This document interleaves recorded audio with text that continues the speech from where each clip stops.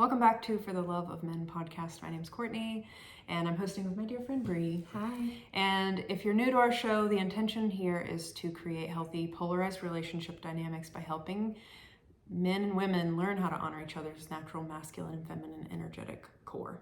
Yes. We are excited for today's content because we've been doing the show for a little over a year now. Year and a half. 55 episodes. We are 55 episodes in, and you guys have not heard our stories. We're both trained in relationship coaching practices, different angles that we come to the coaching space with, and we have our own life experience. We've had some skin in this game. That's why we talk from experience. So we are going to pull back the curtain for you on this and let you know about us. Before we do that, I want to introduce you to my friend Bree because she is an absolute genius. Thank you. And she has a house now. This is my welcome to my home. We are recording. You're in my home today. From a new home. Yeah. We tried to give you a pretty background. And by tried, I mean we worked for a good 10-20 minutes to get this lighting. So if you're watching us on YouTube, and if you're not watching us on YouTube, you can watch us on YouTube. If you're watching us on YouTube, you get to see a little sneak peek of the inside. Yeah. But anyway, yeah. So my work in the world is helping driven, ambitious women really embrace their feminine energy, both in business and dating and relationships. Part of my background is psychology, but also sex, love, and intimacy. So what I notice with clients is where they have leaks in business, they usually have leaks in the bedroom and relationship because we are who we are. You know, we have different energetic set points and areas of our life, but when you learn to receive more in relationship, you can learn to receive more in business. When you become more confident in business and own your worth, you often see it translate in dating. So I just like to help women live in their purpose, make lots of money, have great sex, fall deeply in love with empowered partners. That's what I do. And if you'd like support, feel free to reach out. Zone of genius. That is absolutely her zone of genius. Courtney. Yes.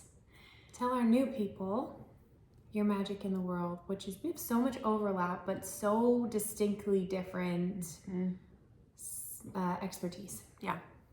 I do relationship coaching from the space of family patterns and trauma and generational trauma impact, how that shows up in our dating and relationships, as well as our relationship with our body, with food, how we take care of ourselves. A lot of that can be traced back several generations.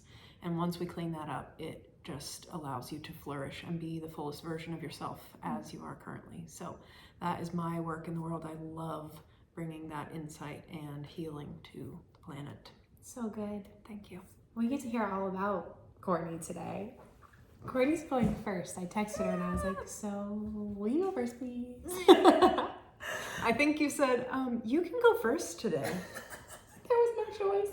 The conscientiousness between us, we laugh because our conscientiousness overlaps often. True. It's true. like at a four-way stop, you know, when you're like, no, you go, no, you go, no, you go. It's our friendship. And that's what it's like. Sometimes we have to just say, no, okay, I'm going to go.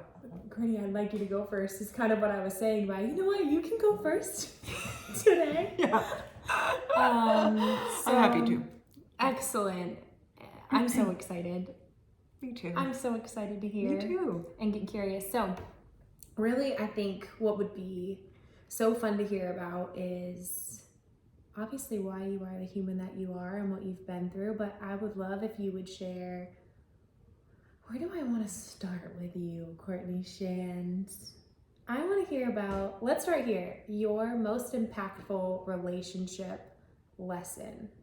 Oh. Yeah, starting heavy. Wow. And then we're just going to branch off into all the juicy sides. Relationship lesson, like a lesson that I learned within a relationship? A lesson that you learned about relationships. One of your most impactful lessons. Wow. We didn't prepare for these, by the way. Yeah, If you can't tell, these are all candid.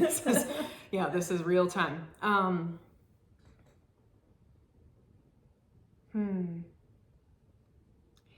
I would say that people care about me a lot more than I realized. That when I learned that and integrated that, it changed the game for me. Mm. I think growing up, a lot of times I went through the world with how can I make things lighter for other people? How can I not be a burden? How can I like only depend on you a little bit? And to realize just how much people want to invest in me and reciprocate, that was really significant. Such a good answer. Yeah, it's hard to summarize, really, to think on the spot, like, what's my biggest relationship lesson? But that, I think, has been the biggest turning point, is to learn to see myself through the eyes of other people and give myself the grace and love and viewpoint that they do so naturally. It allows it in, basically. Yeah. Amazing start. So you talk a lot about family systems. Yeah.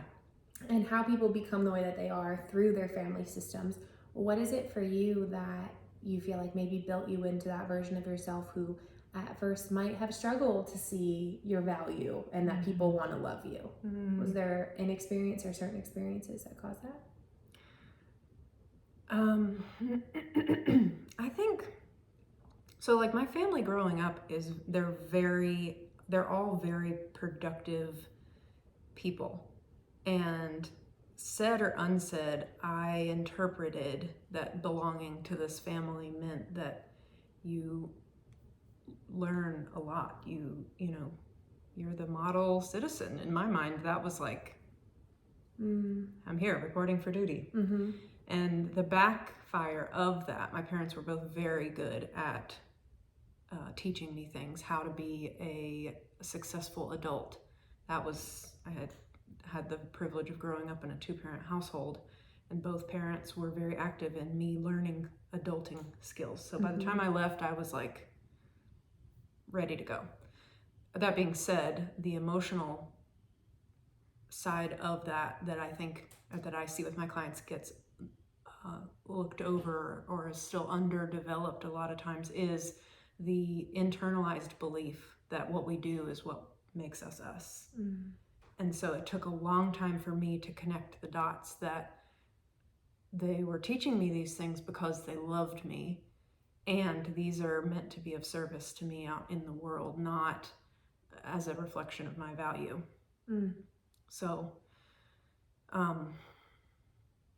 yeah, I don't think it was ever like said. It just is something that wasn't explicitly said, and therefore I interpreted. It was a way of being. Yeah.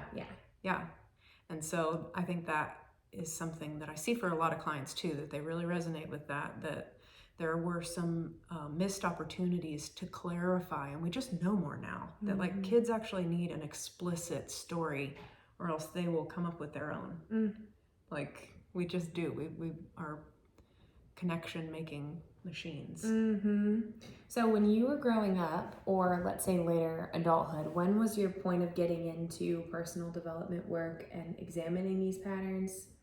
Was it during that period where you started feeling like, oh, I feel like there's kind of something off with this. This doesn't feel totally right. Or was it when you started dating?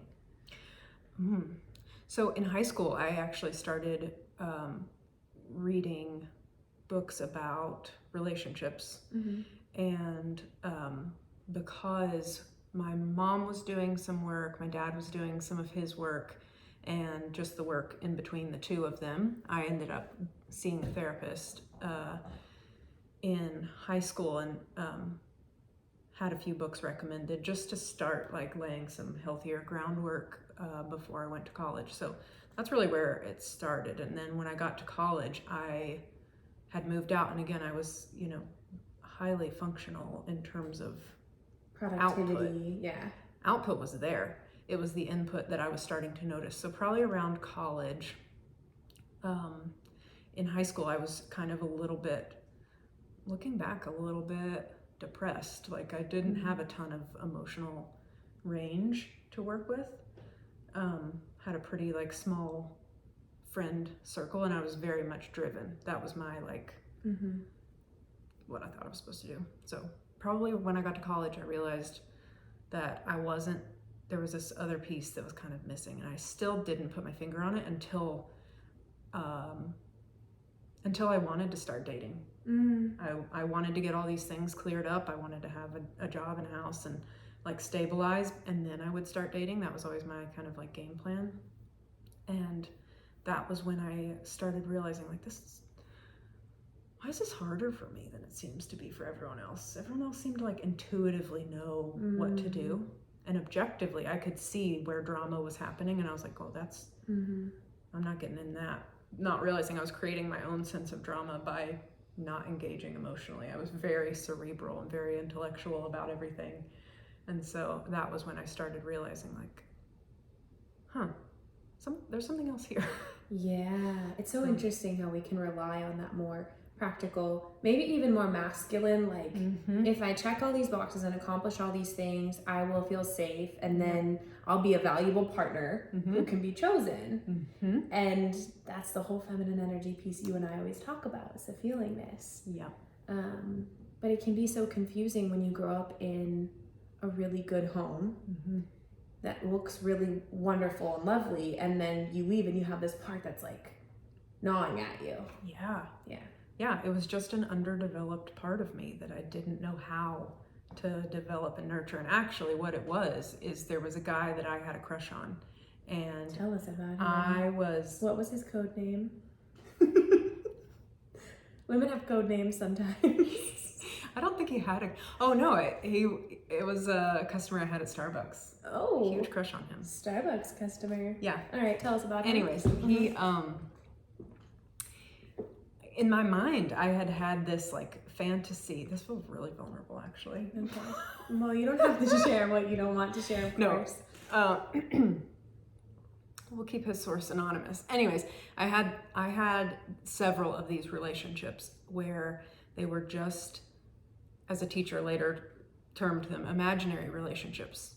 I was having all these conversations in my mind. It was like we were playing out, and everything was perfect, and it was very much my child energy going to bat of this, fantasy version of who he was. I had no idea who this person was, and yet I was assigning all of these like really great attributes. I bet so-and-so would do this. Oh, I bet he thinks this. Oh, I bet he's gonna come in and see me, and then he's gonna choose me, and then we're just gonna live happy ever after. And it wasn't until that didn't happen, like at all, and it was just sort of like that I started realizing like I'm actually like really sad that this didn't play out, because in my mind I had built it up so much. It was such a letdown, and I realized at that point, this is not normal. There's gotta be another way to do this. Yeah, I don't think what you're saying is uncommon at all. No, it's not. It's not. Looking back and doing the work that I do, I see it all the time now, and I'm like, oh, there's language for this. You just need some new language. Like, of course it feels awful and you feel lonely because you, A, don't have any words for it, and B, you're not seeing it clearly for what's happening, so you're feeling disempowered. Yeah. So you're in this phase of dating people and having it, it reminds me of, I don't know if you've heard this song, but there's a song called In My Head by Ariana Grande. Have you heard it? Maybe. It's perfect for people who find that, I call it fantasy land, when you fall in love with potential and who someone could be. I've been there too. But she does a whole song about it, like making up versions. It's so common, Yes. So you figured this out about yourself in therapy, and then what's your next step? What do you do? I'm trying to think timeline-wise where this was. Well, actually, no. I was starting my career as a dietitian, and realizing as well in coaching that people don't just need information.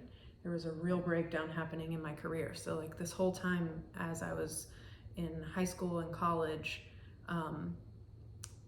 my parents got a divorce around in between that time, and I used that as fuel to just keep going. So I kept pulling on this like future version of like, when I have my career, when I have my house, when I have, like putting off happiness until I have reached a certain marker. That was very much the thing. And what happens when we do that is we're constantly pulling on the future to the point where when that doesn't happen, we don't know what to do. We can't actually connect the dots to build ourselves there.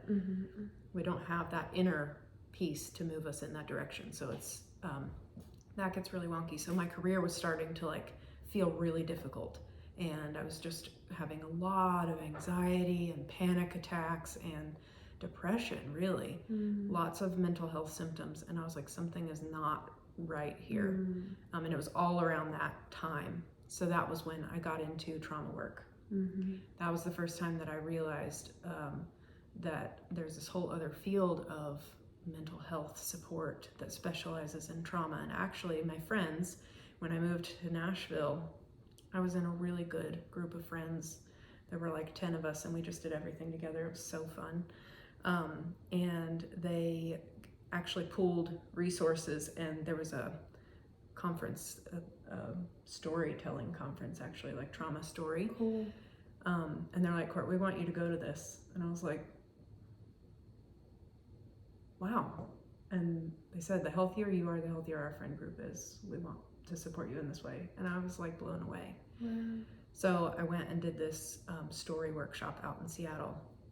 And that was the first time that I came face to face with my inner child. I think conceptually I had known about kind of inner child work, but to actually experientially feel it, something just broke. And that for me was like the game-changing moment where I realized, like, wow, there has been so much hurt here that I didn't even know that I'd been carrying around, and so much blame. We always look back at that version of ourselves with the information we have now and hold her to that standard, and so little compassion for the fact that, you know, Well said. you were X age and all you knew was X, Y, and Z. You don't know the A, B, and C's over here yet.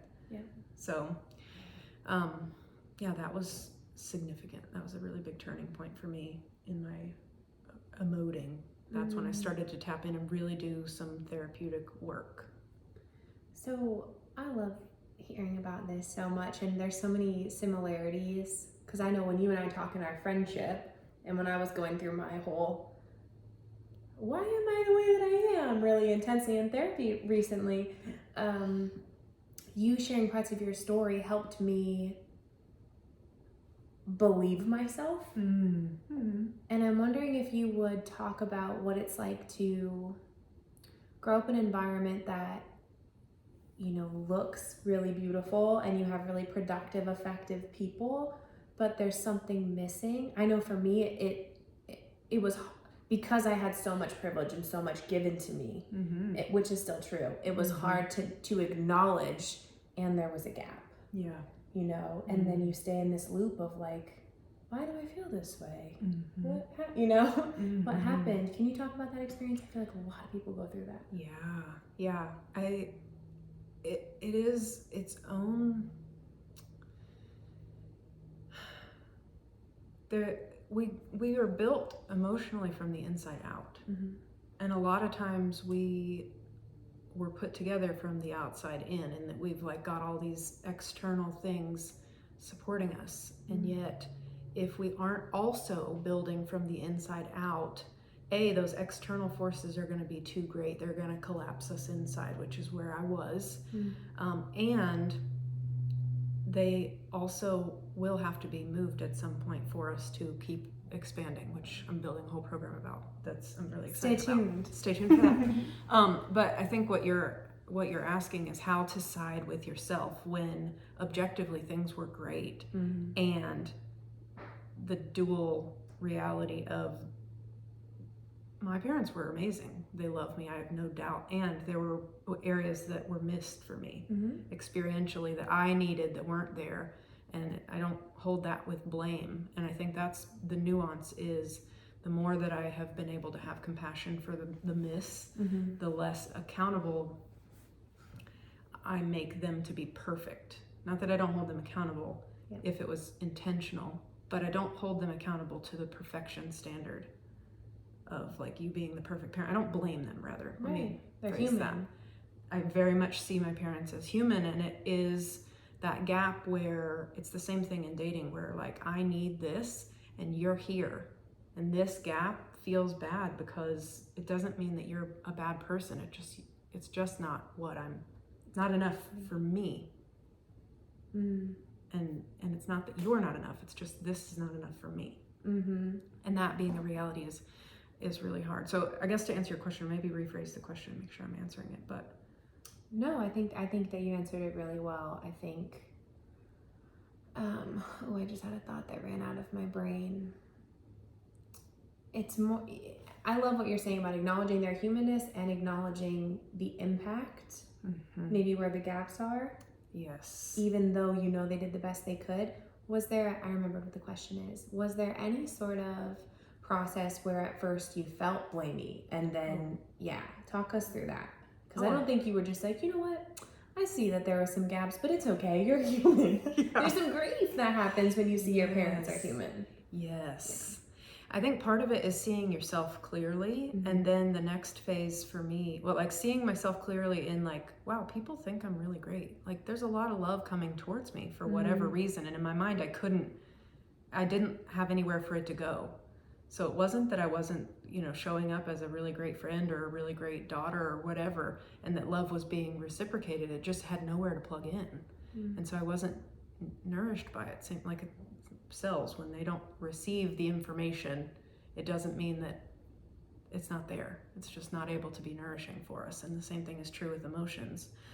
So it was partly being able to see myself clearly through their eyes that gave me permission to open the gates and let love in. And then I felt like there was a phase where, in learning more about myself and kind of creating this differentiation, this distance between who my parents and family are and me, and learning about me, that I was like, I can't believe that this happened.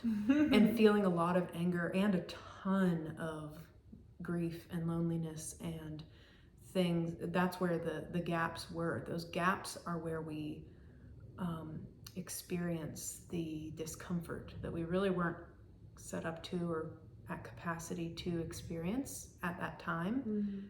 And for preservation's sake, we probably wouldn't have made it if we had experienced that at that time. But when we do this inner healing work, we will see the humanness, the gap of what they were able to contribute, which was no doubt the best that they could do, and where I needed it to be. This gap is going to feel like deep disappointment. And I think that a lot of, maybe it's just my clients, but I find that a lot of people, disappointment's a hard feeling on their nervous system. Disappointment, shame, all of those things that are very difficult for our nervous system to hold. They take some stretching, some capacity building to be able to be with. And as you integrate that, and I think that's where a lot of the training that I have in the family work is not gaslighting yourself. Oh, well, they did the best they could. That's a common response. Now I can say that, and I can see it as very human and very compassionate and gratitude. They did the best they could. Wow, thank you. And you mean it. And I mean it. Yes. Before, when I was in that space, I would have been gaslighting myself to say they did the best they could without the comma, and this is what I was needing. Well said. Perfectly said. Yeah. Thank you for sharing that. Yeah. I think so many people are going to hear what you've just articulated, and it's going to have the same effect that it had for me, which is, oh, okay, how I feel is valid, and I'm not a villain for thinking that, Yes. Yeah. Yeah. So good. So you go to the trauma healing event in Seattle, was it? And then what happens? How do you feel? What were your next steps? I mean, it was like watershed moment. There was this story that I had been wrestling with for years at that point, and to be able to come face to face. Look at my water. We're really activating her throat chakra right now.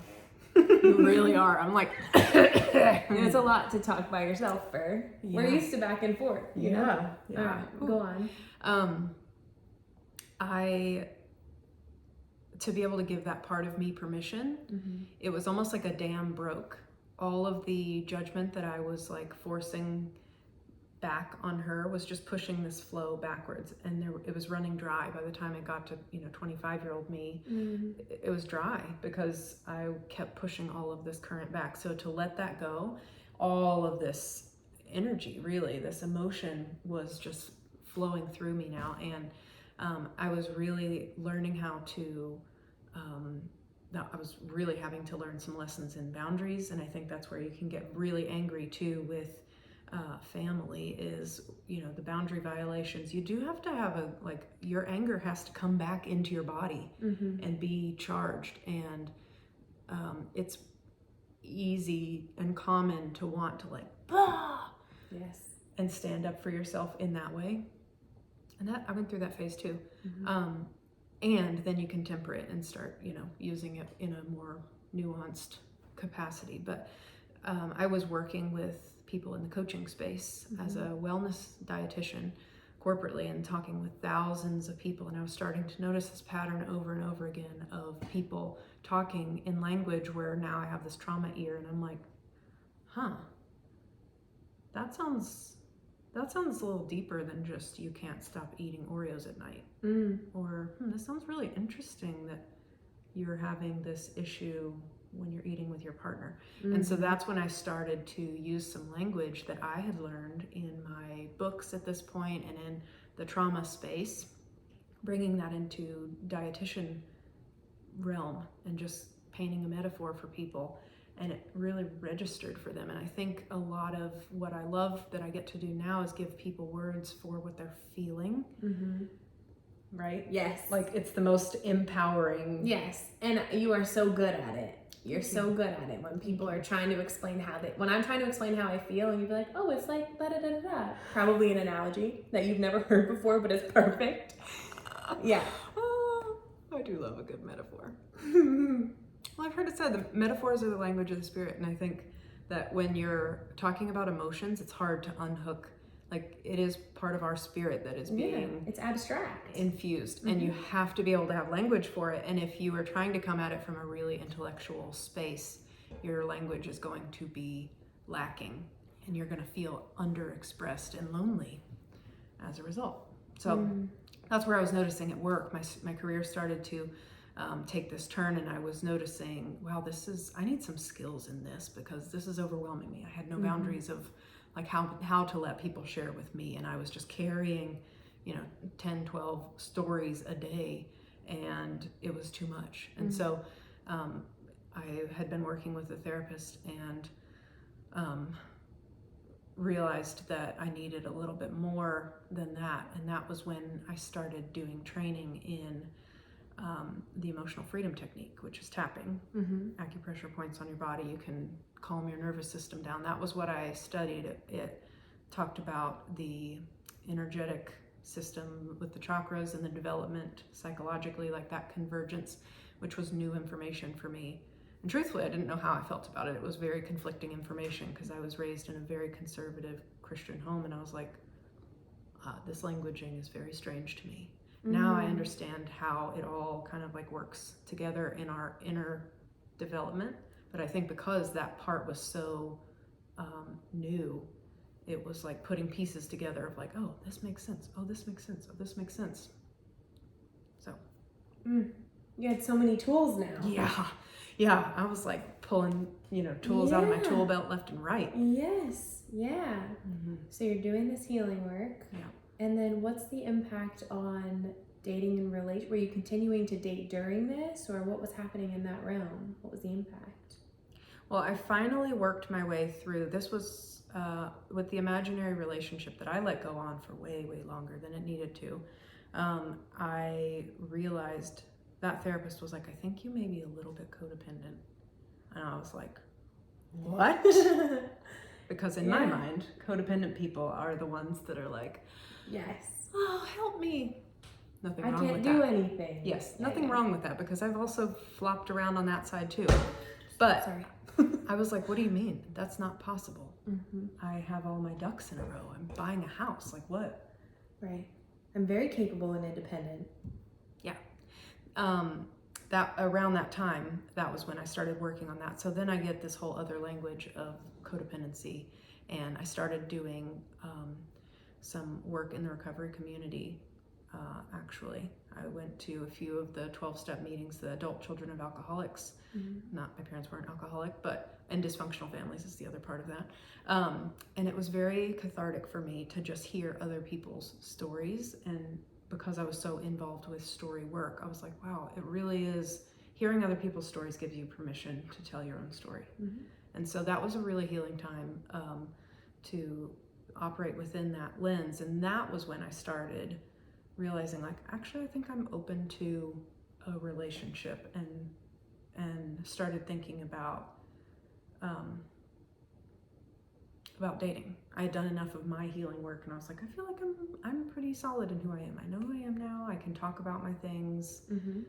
Did some group therapy. I was good. And so I moved into the dating space, and that was when I started getting into feminine energy. So I had just I was probably 28, just lived in my house for a year or two at that point, started dating. In my timeline, I was like, okay, I have a house, I'm ready to go, I should probably start dating. And then I've done my emotional healing. And then I got into the feminine energy space, and I was like, oh, interesting. It was never that people weren't attracted to me. It was more that I was attracted to weird dynamics, like the imaginary relationship sets you up to do most of the work. And I was okay with that. And I was like, no little girl dreams of doing all of the work. You know, you want to be like swept away and wooed. Yeah. And so I got into the relationship space in the polarity world. My training with Rory Ray was my initial relationship certification, and I dived head first. That was always my MO too. I was like I'm gonna get a straight A kind of thing. Yeah. And so of course I was like, oh, I'm scratching the surface of polarity. Let me get certified. Let me achieve everything possible in this domain. Yeah. Yep, that was me. And where other people came to it from, like, wow, this, I've tried a lot of things and this doesn't work. I was like, I'm going to learn it all and then go implement, which honestly saved me a lot of headache, I can say, because I didn't have a lot of the repeated injuries that other people were coming to that work with. And I was like, okay, blessing in disguise for me, worked out for me. So yeah, I had some new languaging. I started doing some dating. She's into circular dating. So I was dating, on repeat, multiple dates a week. It didn't really resonate with me. And then I was probably coming at it more from a wounded feminine space, still trying to figure out, which is, we've talked about this before, of like, when you're trying on new boundaries, it's going to feel like it's not you. It's hard. It is. It's going to feel like, I guess this fits. I don't know. Let me try to say this feeling statement. Let me try to share what I desire. Yeah, it's hard. Yeah, it's hard work. So practicing, that was really my season of practice dating, and had a lot of fun, and was still very much reserved and very kept to myself. I was kind of like still waiting for something to flourish. What was your biggest lesson in that period? Like something you noticed when you were on dates where you would contract, that you had to kind of hold yourself through, being a little braver? Yeah. Honestly, the space, the silence. Oh, I know we've talked about this before. The silence when I think you made a funny reel about it. On TikTok. Yes. Yeah, it's on my personal TikTok. Go find it. It is so spot on. Yeah. But the Jennifer Lawrence audio. What do I do? It's like when you're trying to practice being in your feminine energy for the first time on a date. Yeah. You just like, what do I do with the hands? Do I say anything? Do I not? Go on. Yeah. That was it. The energy exchange, to get the energy flowing back to me, was the hardest shift for me to make, because it was so habitual for me to like fill the space, make you comfortable, ask you about yourself, I would give, maybe a little bit of insight to me, and then I would like turn it back on you. So it was just this knee-jerk reaction that I had to consistently unlearn and to sit on my hands and to feel the anxiety. And I was like, oh. Yeah. That's not wrong. Yeah. You can't skip that step in the journey. You cannot. Because after that step, you start to see people clearly. Mm-hmm. And when you don't take that step, you're going to find yourself again in a more imaginary relationship dynamic where you're having to do a lot more of the like leaning forward and doing because nothing's actually sticking. Yeah. So, yes. Yeah, that was probably my biggest lesson there. Hard one. Yeah. But a really good hurdle because you learn in so many aspects to receive more, right? Mm-hmm. Yeah. Yeah. Yeah. And I think also the unlearning of the hook that is, he's not picking up the ball. That feeling of like, what if he doesn't pick up the ball? What if he doesn't pick up the ball? He didn't pick up the ball. Well, that sucks. Next. And then probably a lot of holding yourself through the disappointment, right? Which you talked about. And anger also sometimes where it's like, gosh, I just want my person, or I'm upset with how this person acted. Being with yourself in all those moments, I would assume brought a lot more of your emotionality and inner vulnerability with yourself online. Is that correct? Yeah, there were a few where I was like, well, that was disappointing. I really wanted that to work. And a few that were surprising. And I think because I was going into it knowing that this was practice, it was more of the surprises and letting myself be surprised that felt really vulnerable for me. The times when I didn't expect you to be the one that I really hit it off with. How cool. I met a lot of really neat men and hadn't done Alison Armstrong's work at that point, so it wasn't like, for the love of men. We weren't there yet. But I realized, wow, it kind of reshaped my view of men. I think I had a lot of anger towards men that would typically have come out sideways in a protective way of like, you're gonna have to earn my trust, or not in a healthy earning, but like a fear-based, like, prove to me that you are safe and worthy and perfect because I have stuff in here that tells me I feel unsafe around men. Yeah, I get that. Yep. So that really let me soften a lot of that, and I was able to see in a lot of ways where men do show up, and to practice just feeling neutral, really. Yeah, and better body discernment, right? What works for you, goodness of fit. Yep. Translating that into my nutrition work at the time, that was significant because I was starting at that moment to, a lot of Rory's training is in somatic work. That was the first kind of introduction for me, and like feelings, like what your body's feeling. And so I kind of pivoted and just used a lot of that to learn my own body physiology and change the way that I saw my body, saw how I took care of myself.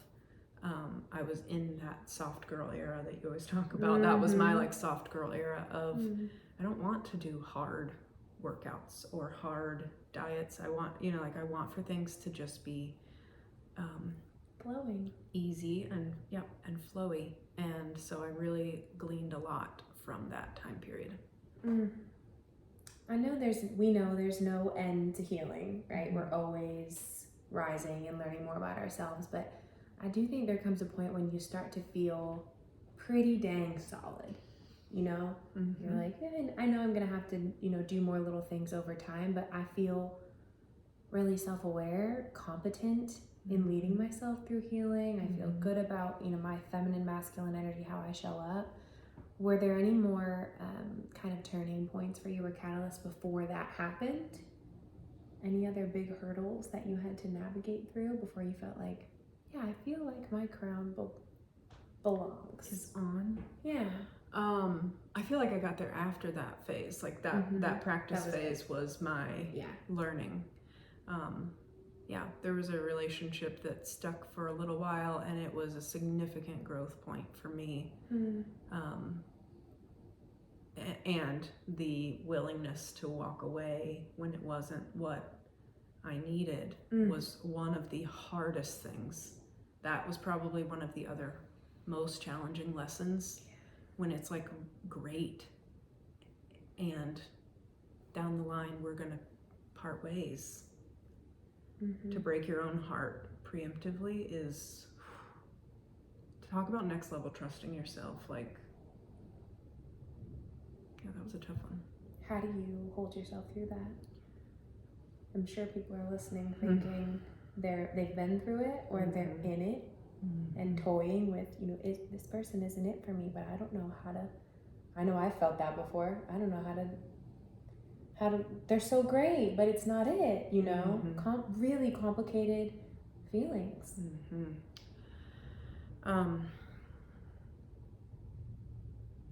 Yeah, I would say, what was actually really empowering in that is I was in a mastermind with other feminine energy coaches, which is game changer. I know you've got your mastermind too, but it's a game changer when you're in the space with women healing together and rising together. I just think there's something about that is like sisterhood. It is.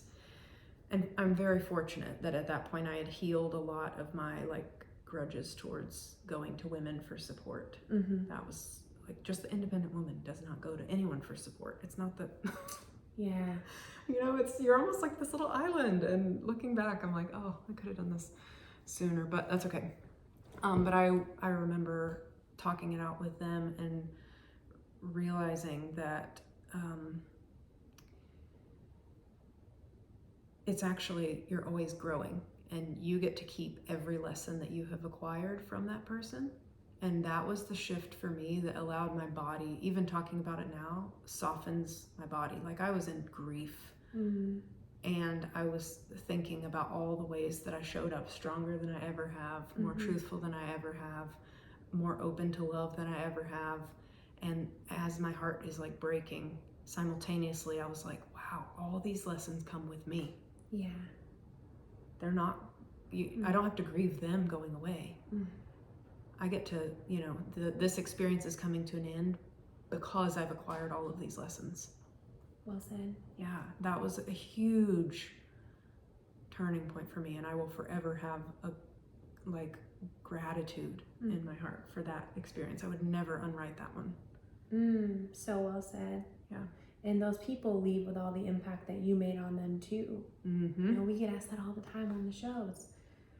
For men and women alike, who will say, I invested so much time into this relationship, and their ego will kind of say, I made this person better, and now I have to leave. And what's fair about that? And what Courtney and I always say is really what Courtney just said. You're helping each other, If you're gonna do it, mean it. Send them off with all the love that you gave them. Full send, because they gave you a lot too. Yeah. Right? Yeah. And to not feel guilty about that, I think that was something that was really difficult.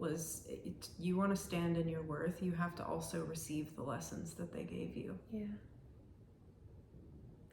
You're not indebted to them, and they're not indebted and they're not indebted to you. And in healthy dynamics, that was when I started learning about healthy dynamics, and I was like, oh, this is the missing piece. Before that, the feminine energy work was very eye-opening and helpful, but I was still coming from a very wounded feminine, just wounded space. I was very unintegrated still in I've got this advanced training and knowledge, and I didn't have the trust and body wisdom to associate with that.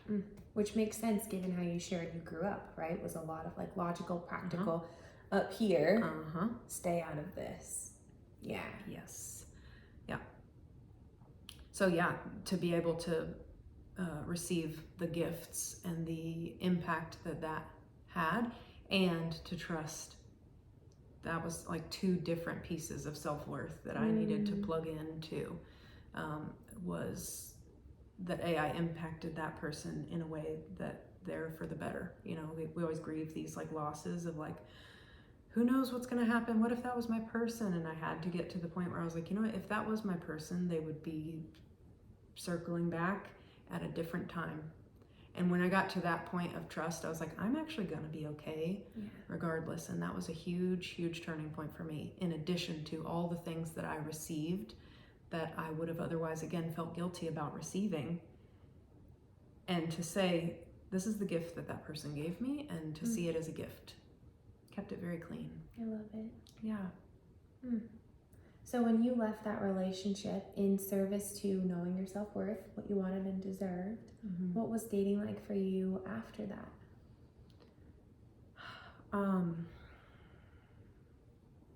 Actually, that was really fun. That was a fun season of dating because I had done the work in the empowered space, and it next leveled my dating experience. As it always does. As it always does. It's always a worthy investment of your time and oh energy, my honey. gosh, it was. That information alone is, I mean, the information that we share with you, it really was the most impactful information that I ever learned. Looking back, that relationship wasn't bad. It was actually quite empowered.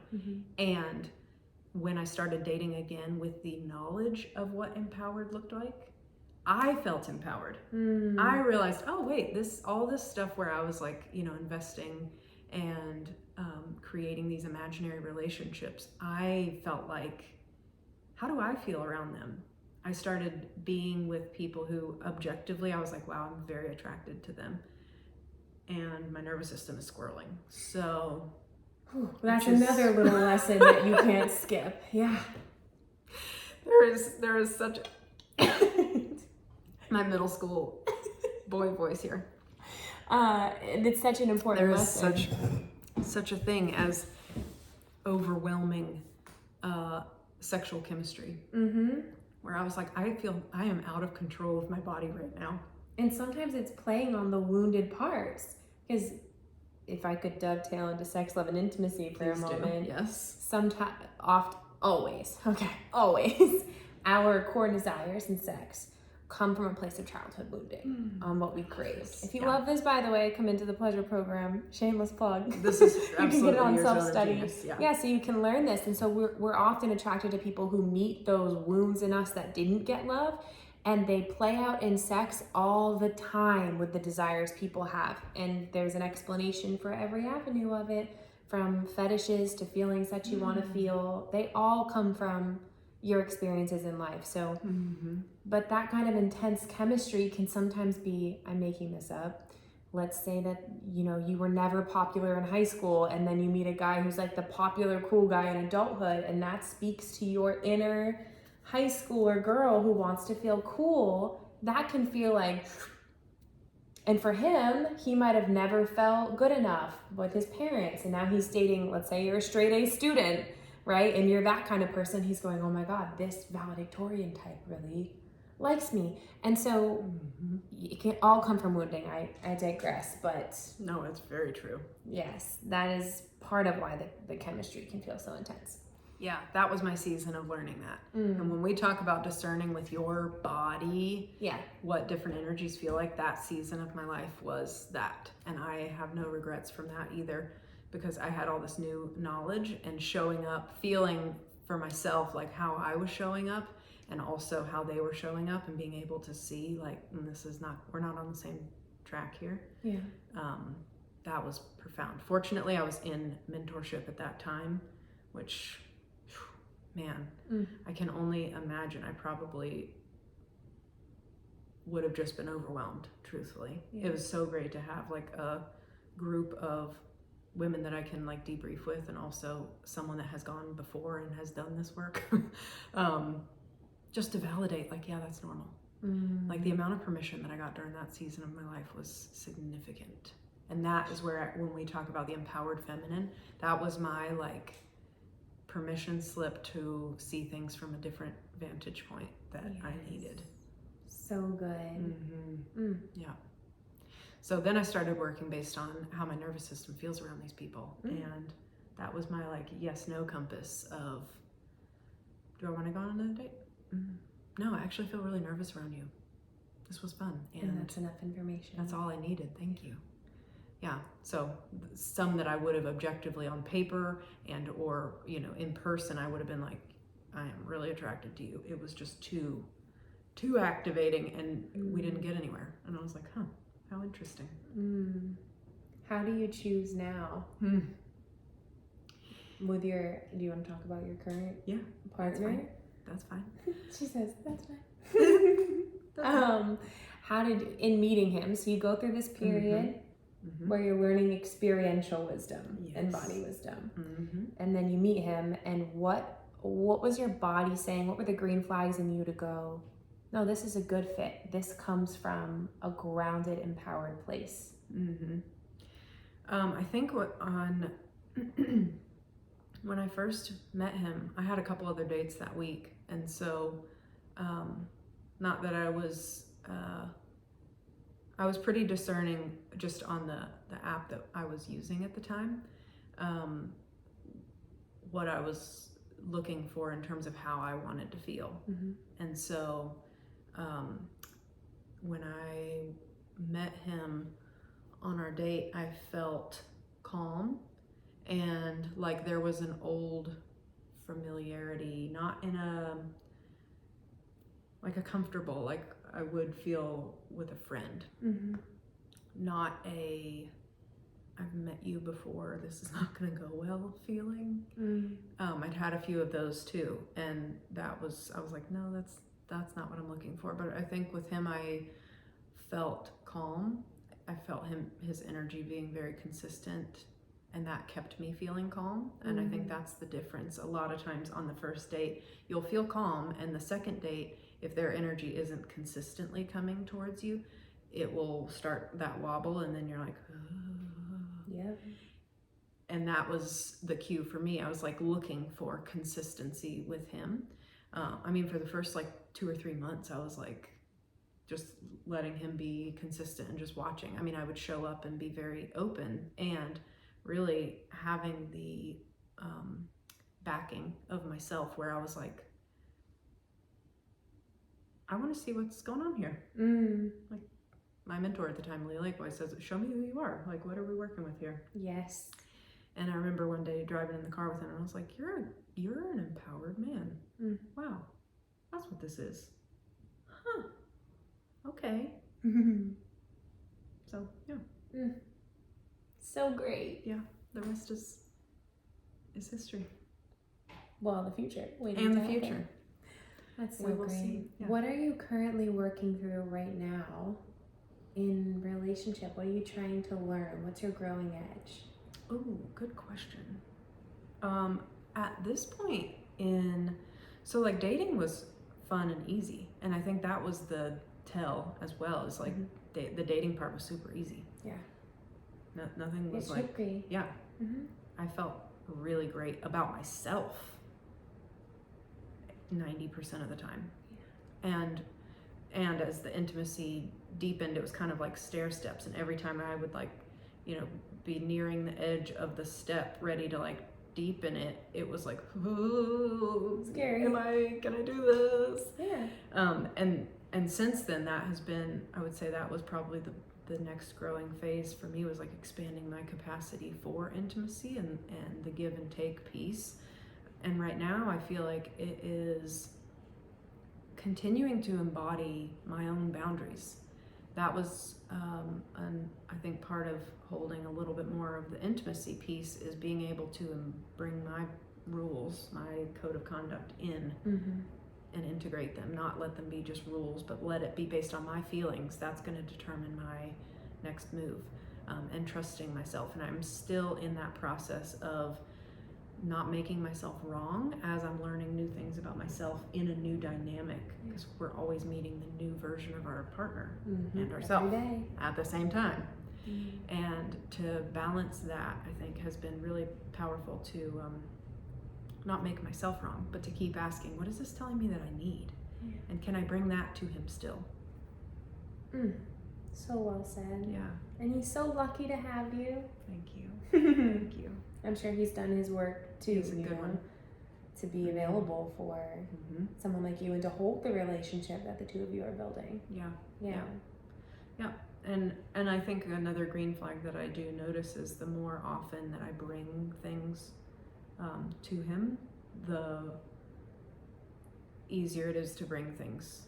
That's something that I noticed early on, was like, the more I share my needs with you, the easier it is to share needs with you. And Yeah. that was my like green flag. Well, it's a corrected experience, right? 100%. Oh, it's okay for me to have the need. Oh, I'm not a burden if I have a need. And every time he meets you with, okay, we can do this. Mm-hmm. It's like your body goes more safely in with him. Yep. Yeah. Yep. So good. Yeah. Is there anything else around your story that you really want people to know before I ask you some quick and fun questions that I'm going to make up on the spot?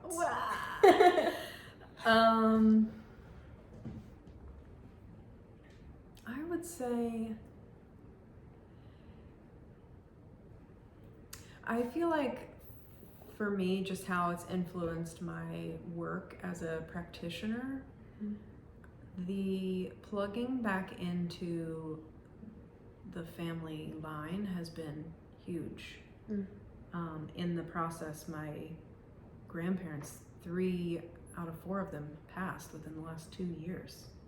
And that actually brought up a lot, because generationally we pass down expectations. And as we are moving forward with time, we're always writing our own story, you know, and as we're on this kind of like growth edge for ourselves, to be able to integrate the wisdom that they had as a way of healing what doesn't move forward and integrating what does. And I always am reminded that that I'm in charge of writing the next generation's blueprint, and that it is such a freeing experience to not only integrate the wisdom, but also to say, no, this stops here within my own nervous system. Powerful. Yeah. Most important work you can do, really.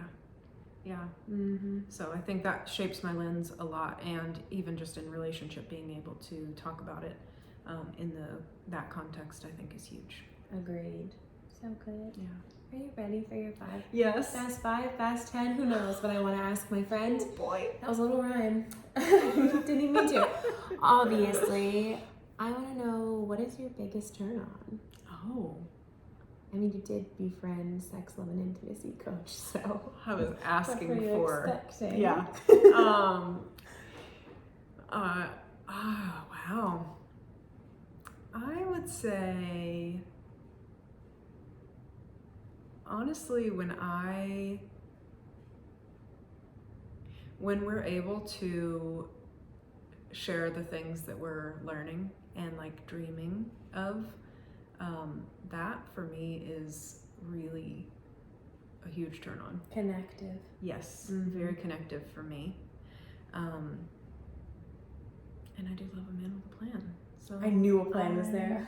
I was trying to not use that one because we've already said that one several times. You're like teeing me up. I'm like, Name of the plan?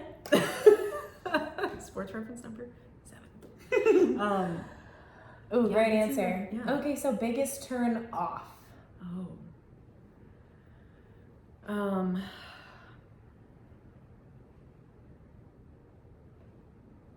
Well, also a turn on is having space open for me. Say more. Like, shout out, babe. Sorry, I'm gonna tell this one.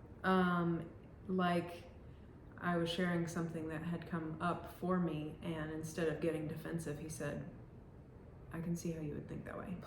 I can see how you would interpret what I said that way, and that makes a lot of sense. And it was like space open, and I was like, The emotional validation. I would say so many, at least my clients, that if you are listening, men, secret sauce to helping a woman's heart stay open. And when her heart stays open, her body stays open to you. Her love to you stays open. Yeah. And the opposite happens, not validating it, you're being dramatic, which is borderline gaslighting, but you're being dramatic, or I think you're misinterpreting it or that kind of stuff Mm-hmm. closes. I'm gonna guess that's on your turn off list. Yeah. Closes women. Yep. Pretty much immediately. Yep. Because feelings are feelings. They're not facts. Yep. And I They're can't not help wrong it. or right. It's just how she feels. Yeah. And I think with my background being more to intellectualize how I'm feeling and to Yeah. connect intellectually, that is something I'm very sensitive to. He's got a big heart and he's able to, he like wants to know how I'm feeling. And to be with a man who has the space to open that for you is really So great. a very corrective experience. So I'd say, yeah, the opposite of that is to be told how I'm feeling or to be told that I'm not doing something correctly. Like, I shouldn't be feeling that way. You're not doing it right if you're feeling that way. And I'm like, huh. I don't get that from him, but that's previously where I was like, It's healing. mm-hmm. Yeah. So good. Yeah. 2 more questions for Yeah. you. If you could get a message out to everyone in the world, which you can, which you are right now, about relationships and give them a piece of advice or give them this message, what would it be? No pressure. It's just everyone in the world. Just change the world real quick, Court.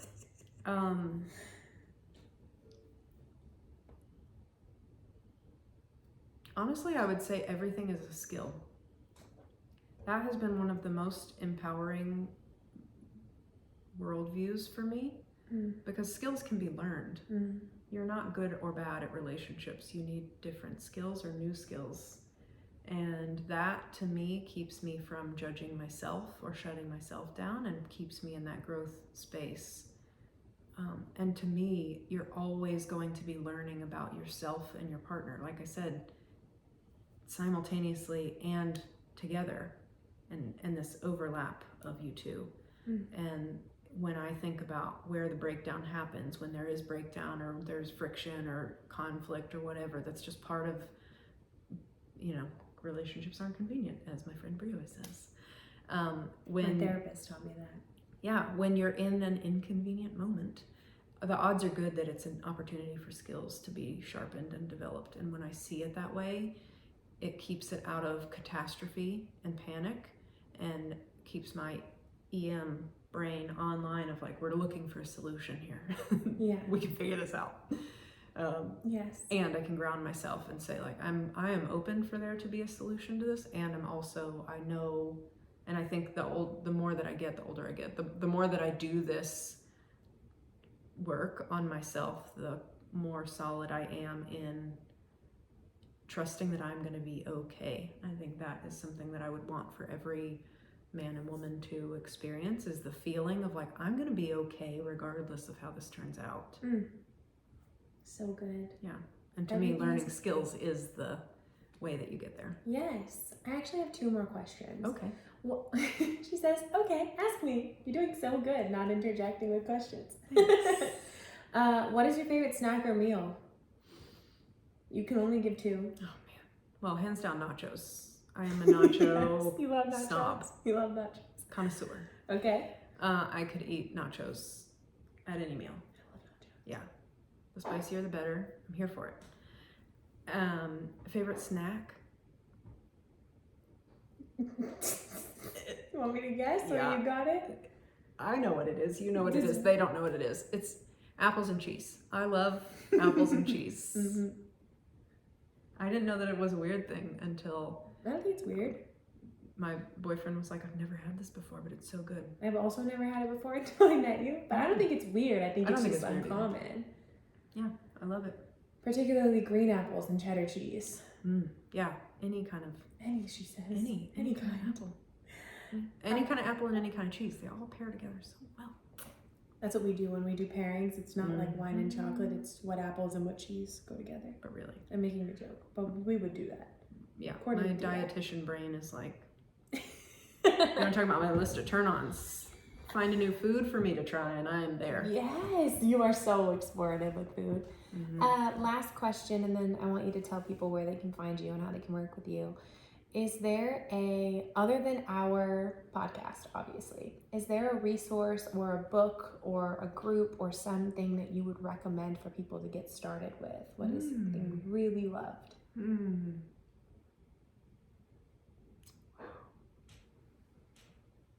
mean, I honestly think our podcast is so juicy.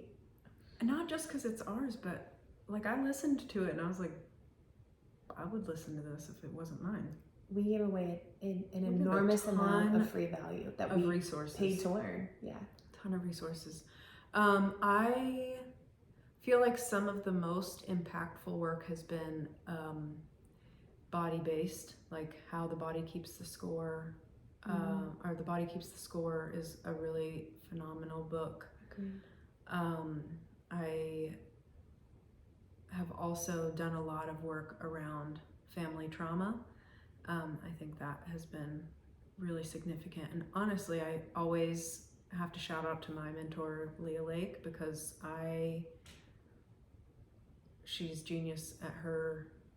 Agreed. What she does is next level in terms of the empowerment spectrum.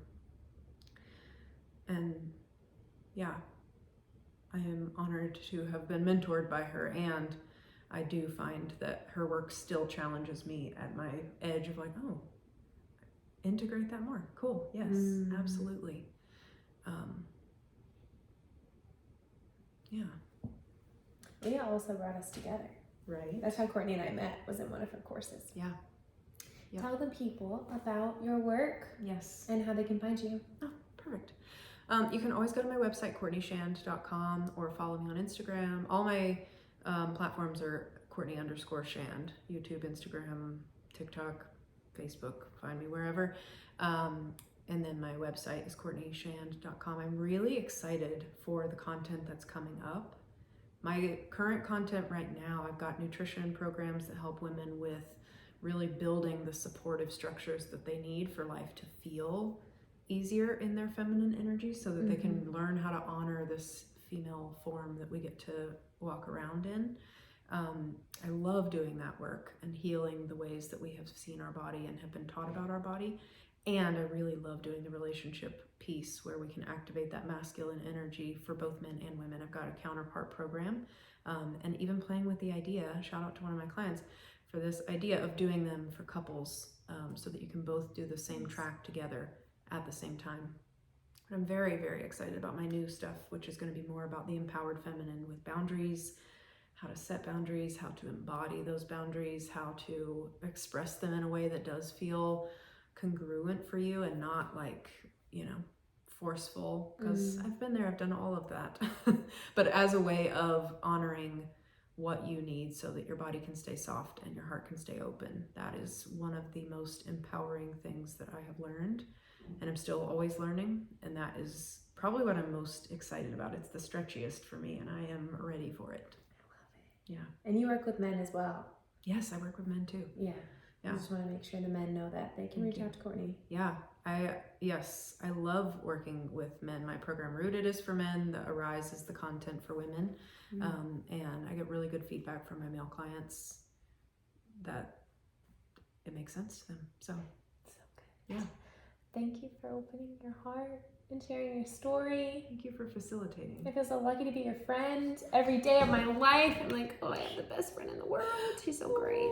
So I'm sure people are going to love It's mutual. Hearing this. Thank you. And relate so much. Thank you. I can't wait for you to share yours as well. You'll want to stay tuned. Her story is the reason I wanted to go second. I was like, Courtney, be right first.